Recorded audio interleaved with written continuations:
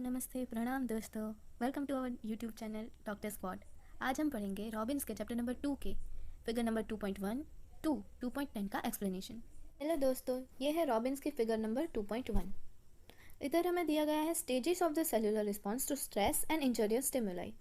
यहाँ पे एक है नॉर्मल सेल जो अपनी होम्योस्टेसिस मेंटेन करता है, मतलब इंटरनल एनवायरनमेंट एक्सटर्नल एनवायरनमेंट के साथ, और ऐसा बनाए रखता है।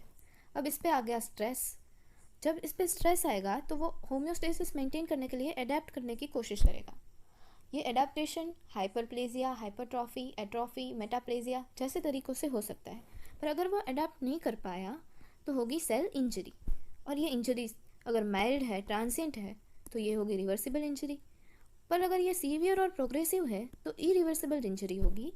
अब इरिवर्सिबल इंजरी हो गई तो अब होगी सेल डेथ, और सेल डेथ के दो मेथड्स है, एक है नेक्रोसिस और एक है एपोप्टोसिस। तो ये दोनों में से किसी एक मेथड से ये सेल की डेथ हो जाएगी। तो ये था stages of cellular response to stress and injury. ये है हमारा रॉबिन्स का फिगर नंबर 2.2। ये है हमारा नॉर्मल मायोसाइट, और इसको हमने स्टेन किया है ट्राइफिनाइल टेट्राजोलियम क्लोराइड से। जो वायबल मायोसाइट्स होते हैं उसको मैजेंटा कलर स्टेन देता है। अब इसमें आ गया स्ट्रेस। जब स्ट्रेस आएगा तो कोई भी सेल अडेप्ट करने की कोशिश करेगा, और यहाँ पे इसने किया हाइपरट्रॉफी। हाइपरट्रॉफी मतलब सेल्स की साइज़ इंक्रीज़ हो गई, जो हमें यहाँ पे दिख रहा है। देखो ल्यूमेन भी कम हो गया है। तो सेल्स की साइज़ इंक्रीज़ होने से ये ऑर्गन की साइज़ भी इंक्रीज्ड दिखा रहा है। पर फिर भी ये परसिस्टेंट स्ट्रेस अगर आता रहा तब हो गई इरिवर्सिबल इंजरी, और जब इरिवर्सिबल इंजरी होगी तब हो जाएगी सेल की डेथ। और यहाँ पे हो गया है सेल की डेथ, और वही स्टेन ट्राइफिनाइल टेट्राजोलियम क्लोराइड से हमने फिर से इसको स्टेन किया। तो यहाँ जो वायबल एरिया है उसको इसने मेजेंटा कलर स्टेन किया है, बट यहाँ पे सेल डेथ हो गई है तो ये सेल्स वायबल नहीं है, तो वो पेल कलर के दिख रहे हैं। यही हमें दिखाता है response of stress to myocardium. ये इश्केमिक जोन है, यहाँ पे इसको एमआई हुआ है। ये है रॉबिन्स का फिगर नंबर 2.3। इधर दिखाया गया है कि जब किसी सेल में इंजरी होती है तो उसमें किस सीक्वेंस में सारी प्रोसेस पाई जाती है। यहाँ पे वाई एक्सिस पे है इफेक्ट, और एक्स एक्सिस पे दिया हुआ है ड्यूरेशन ऑफ इंजरी, मतलब कितना टाइम हुआ है इंजरी को। अब यहाँ पे देखें तो ये सेल का फंक्शन इंजरी होते ही कम होता जा रहा है, और साथ साथ में बायोकेमिकल अल्ट्रेशन होते जा रहे हैं। यहाँ बायोकेमिकल अल्ट्रेशन इस सेल को सेल डेथ की ओर ले जा रहे हैं। अब बाद में हो रहे हैं अल्ट्रास्ट्रक्चरल चेंजेस। उसमें हो सकता है हाइड्रोपिक चेंज, वैक्यूलर डिजनरेशन, मतलब स्मॉल क्लियर वैक्यूल्स बनने लगेंगे। उसमें प्लाज्मा मेम्ब्रेन का अल्ट्रेशन हो सकता है, जैसे कि ब्लैबिंग, ब्लंटिंग, माइटोकॉन्ड्रियल चेंज होंगे, माइलिन फिगर्स बनेंगे, ईआर एंडोप्लाज्मिक रेटिकुलम डायलेट हो जाएगी, और ये सब अल्ट्रास्ट्रक्चरल चेंज होंगे। उसके बाद हमें लाइट माइक्रोस्कोपी में ये दिखना शुरू हो जाएगा। तो इसमें लिखा है लाइट माइक्रोस्कोपिक चेंज। उसमें इंक्रीज इओसिनोफिलिया दिखेगा, सेल का साइज इंक्रीज दिखेगा, और ये लाइट माइक्रोस्कोपिक चेंज हो जाने के बाद जब सारे सेल्स ये चेंजेस कंप्लीट कर लेते हैं तब होता है ग्रॉस मॉर्फोलॉजिकल चेंज, जो कि हमें ऑर्गन को देखते हुए ग्रॉस में पता चलेगा। जैसे कि हाइपरट्रॉफी है तो ऑर्गन बड़ा हुआ दिखेगा, एट्रॉफी है तो साइज़ कम हो जाएगी, हाइपरप्लेजिया है तो सेल्स इंक्रीज दिखेंगे, ऐसे। अब यहाँ तक ये इंजरी है रिवर्सिबल, तो ये अपना होम्योस्टेसिस वापस मेंटेन कर सकती है, पर यहाँ से ये हो जाएगी इरिवर्सिबल, मतलब इसकी होगी सेल डेथ। रॉबिन्स का फिगर नंबर 2.4। इसमें नेक्रोसिस और एपोप्टोसिस की प्रोसेस समझाई गई है। ये है हमारा नॉर्मल सेल, इसको हुई है इरिवर्सिबल इंजरी। यहाँ पहले हम पढ़ते हैं नेक्रोसिस। तो उसमें सबसे पहले होगा एंडोप्लाज्मिक रेटिकुलम की स्वेलिंग, माइटोकॉन्ड्रियल स्वेलिंग, और माइलिन फिगर दिखना शुरू हो जाएंगे, और उसकी जो मेम्ब्रेन है उसमें ब्लैब्स बनने शुरू होंगे। अब प्रोग्रेसिव इंजरी अगर होती रही तो फिर होगा प्लाज्मा मेम्ब्रेन का break down, and plasma membrane में से जो भी कंटेंट है वो बाहर निकल जाएगा, और इसमें देखने को मिलेगा इन्फ्लामेशन। ये हो गया नेक्रोसिस। अब देखते हैं apoptosis. Apoptosis is enzymatic cell death.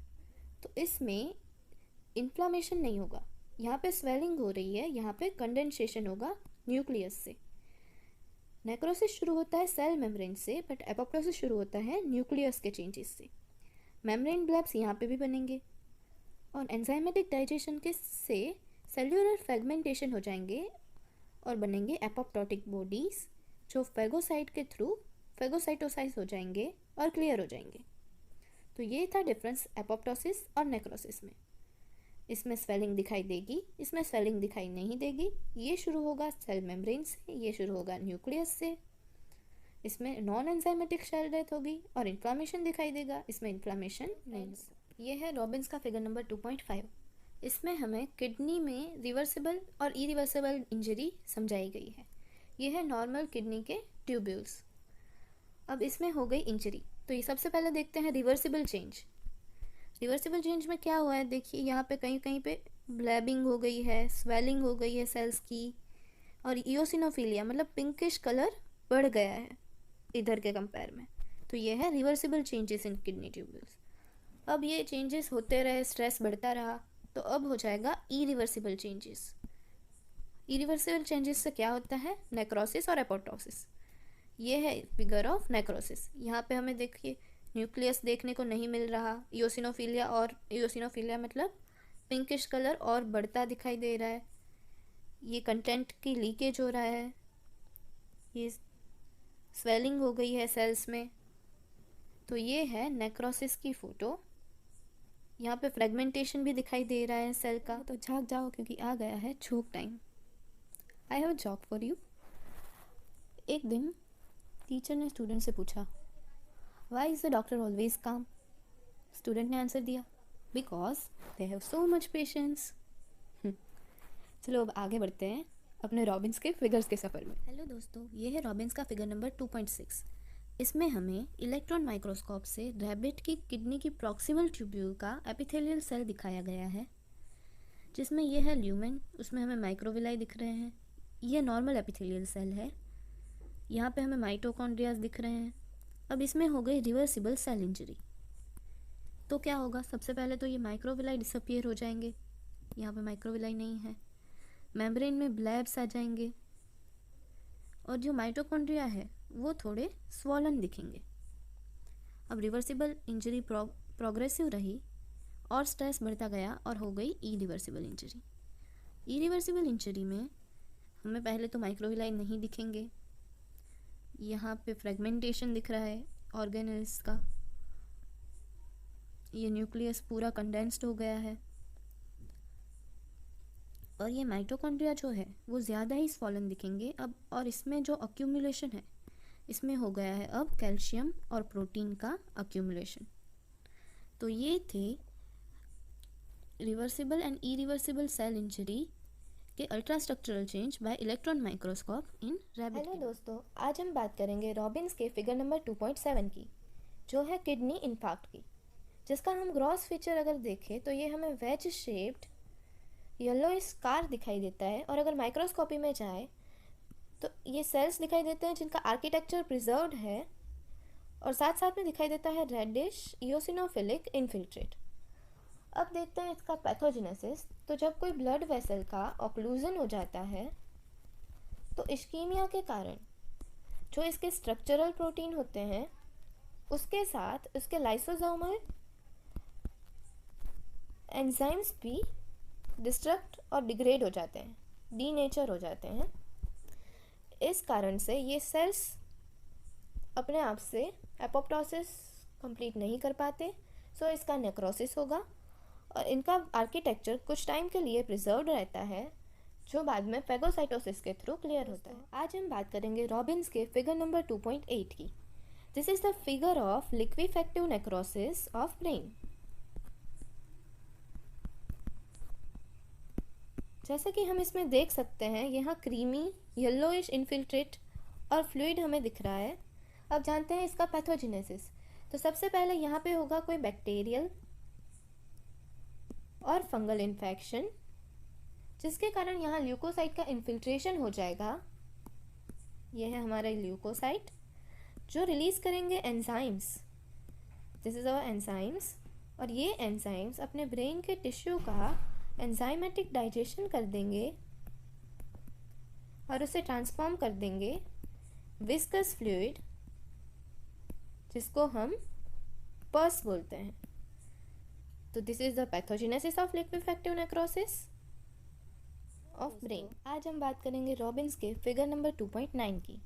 यहाँ जैसे कि हमें दिख रहा है ये एक लंग का स्पेसिमेन है जिसमें यहाँ कुछ वाइट फ्राइबल और चीज़ी अपीयरेंस वाला एरिया दिख रहा है, पर इसे हमें खाना नहीं है क्योंकि इसे खाएंगे हमारे फेगोसाइट्स, क्योंकि ये है कैशियस नेक्रोसिस जो कि पाया जाता है मोस्ट कॉमनली ट्यूबरक्यूलोसिस में।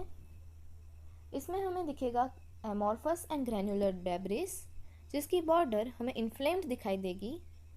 सो ये स्पेसिमेन है Cassius necrosis of lung, most commonly found in tuberculosis और पल्मोनरी ट्यूबरक्यूलोसिस। हम पहुंच गए रॉबिन्स के फिगर 2.10 पे। ये फिगर है फैटी नेक्रोसिस का। फैटी नेक्रोसिस का पैथोजेनेसिस अगर समझे तो ये है एसिनार सेल्स। ये मोस्टली होता है पैनक्रियाटिक सेल्स और पेरिटोनियम में। ये है पैनक्रियास के एसिनार सेल्स जिसमें पैनक्रियाटिक लाइपेज भरा हुआ है। In case of this case destruction और डैमेज ये पैनक्रियाटिक लाइपेज बाहर निकल जाता है, जो बाकी के सेल मतलब पैनक्रियास के बाकी के सेल्स और पेरिटोनियम के सेल्स की लिपिड सेल वॉल को डिस्ट्रक्ट करके उसको बना देता है ट्राइग्लिसराइड एस्टर्स, जो आसपास प्रेजेंट कैल्शियम से साथ रिएक्ट करके चौकी वाइट एरियाज बनाते हैं जो हमें इधर दिख रहे हैं। तो ऐसे होगा fatty necrosis of pancreatic tissue और पेरिटोनियल कैविटी।